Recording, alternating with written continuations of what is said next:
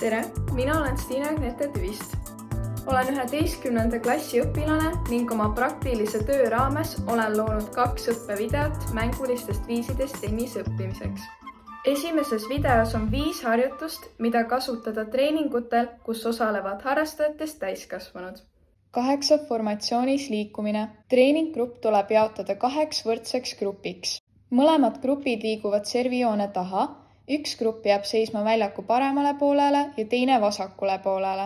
Treener seisab pallikorviga täpselt väljaku keskel, samal pool võrku, kus on mängijad, servikasti joone ja tagajoone vahel. Kõigepealt viskab treener palli endast diagonaalis vasakule ehk mängijate suhtes paremale. Platsi vasakul pool seisjate rivi esimene peab liikuma kiiresti diagonaalis platsi parema külje suunas ning lööma palli üle võrgu. Samal ajal, kui vasakult poolt liikuja ületab platsi keskosa, peab hakkama platsi paremal poolel seisjate rivi esimene liikuma platsi vasakusse otsa. Tekib liikumine, mis meenutab ülalt vaadelduna 8 või lõpmatusmärki. Kui mängija on palli üle võrgu löönud, peab ta kiiresti liikuma selle rivi lõppu, kuhu poole ta palli lööma tuli. Ehk kogu aeg toimub rivide vahetamine. Seda harjutust võiks sooritada umbes 5 minutit. Kiire samm. Treener paneb väljaku tagajoone juurde 5 koonust.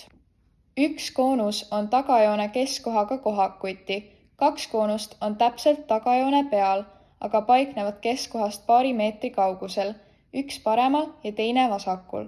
Ülejäänud tuleb panna nii, et koonused moodustaksid kujult pool ringi. Tegu on individuaalse harjutusega, nii et mängijad peavad võtma rivvi ning enda korda ootama. Kuna üks õpilane lööb järjest 5 palli, siis on teistel vaja kaua oodata. Sellisel juhul võiks harjutust teha treeningul siis, kui kohal on 1–4 mängijat. Õpilane seisab tagajoone keskel ning treener lööb talle palli paremale käele, kõige parempoolsema koonuse juurde. Järgmine pall lüüakse poolringi kujus järgmise koonuse juurde, 3. omakorda järgmise ja nii kõik 5 palli, kuni kõik koonused on läbi käidud. Esimesed 4 palli peab mängija lööma eeskäega, viimase tagakäega. Treenitava ülesanne on iga löögi järel naasta tagajoonele keskkohta. Kui õpilane on kõik 5 palli ära löönud, liigub ta rivi lõppu ja on järgmise õpilase kord ülesannet sooritada. Seda harjutust võiks teha umbes 5 minutit järjest või seni, kuni korvist pallid otsa saavad. Pikk ja lühike pall ning volle. Treener seisab pallikorviga teisel pool võrku, umbes väljaku keskel. See on individuaalne ülesanne, nii et mängijad peavad võtma üksteise järele rivvi. Treener lööb palli esimese mängija paremale käele nii, et see põrkaks vastu maad platsi lõpuosas. Sel juhul on tegu pika palliga, mille löömiseks peab mängija olema täiesti väljaku otsas või isegi platsi joontest väljaspool. Teise palli löömiseks peab mängija liikuma enda vasakule käele. Seekord servikasti joonele ehk umbes väljaku keskele. Nüüd on tegu lühikese palliga, mille mängija peab ühe põrke järel üle võrgu lööma. 3. ja 4. palli löömiseks on vaja liikuda võrgu juurde ning pall lüüa õhust nii, et see maha ei põrkaks. 3. pall tuleks lüüa eeskäe ning 4. tagakäega. 3. ja 4. löögi juures tuleks silmas pidada seda, et ei löödaks liiga tugevasti, kuna muidu läheb pall platsijoontest välja. Ülesande jooksul mängijad vahelduvad ning kui treeningul osaleb palju rahvast, võib minna vahepeal teisele poole platsi palle korjama. Nii säilib treeningu intensiivsus ja mängijad on kogu aeg tegevuses. Ülesannet võib korrata nii, et alustatakse hoopis tagakäega ning siis on harjutuse rütm vastavalt tagakäsi, eeskäsi, eeskäsi. 3 mängijat väljakul. Seda harjutust on hea teha, kui treeningul on kohal 2 asemel 3 mängijat, sest nii saab iga treenitav osa võtta.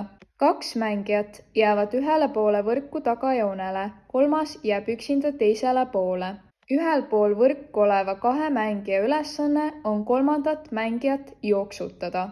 Nad peavad palli lööma võimalikult erinevatesse kohtadesse, näiteks väljaku lõpuossa, äärtesse või napilt üle võrgu. Nii peab 3. mängija liikuma kiiresti ühest väljaku otsast teise. See on üksinda olevale mängijale intensiivsem harjutus kui neile, kes kahekesi on. Seetõttu peaks mängijad umbes 3 minuti järel oma positsioone vahetama nii, et kõik 3 mängijat saaks kord üksinda palle vastu võtta.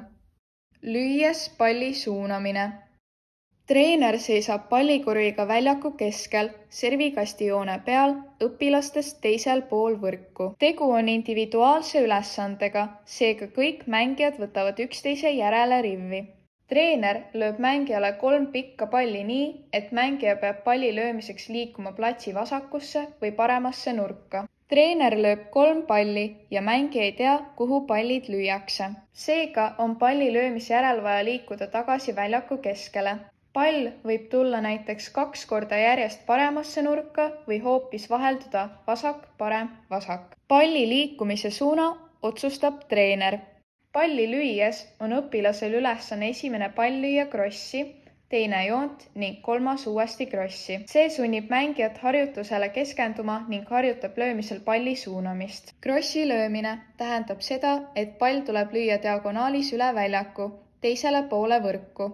Joone löömine tähendab seda, et pall tuleb lüüa otse üle võrgu. Selleks, et rivis ootajatel ei oleks igav, treeningu intensiivsus säiliks ja harjutust saaks võimalikult kaua sooritada, võib iga mängija löömise järel teisele poole platsi palle korjama minna. Seda on kõige targem teha juhul, kui grupis on üle 6 inimese. Kasutatud allikate loetelu ning videos osalenute nimed leiate video kirjeldusest. Aitäh, et vaatasite!